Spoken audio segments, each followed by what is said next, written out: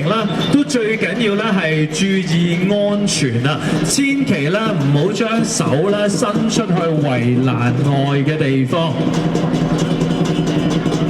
咁啊，希望大家都可以安安全全咁樣欣賞到我哋呢一個國家級非物質文化遺產，亦都有超過140多年歷史嘅香港瑰寶。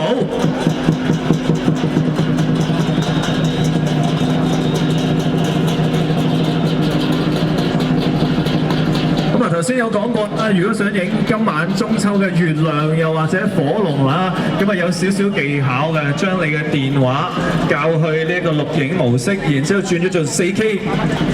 咁啊一路拍緊片嘅時候就一路影啦，咁啊就影到啦一個好靚嘅火龍啦。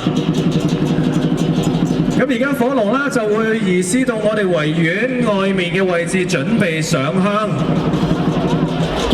咁上緊香嘅時候有啲咩做呢？每年都有表演，而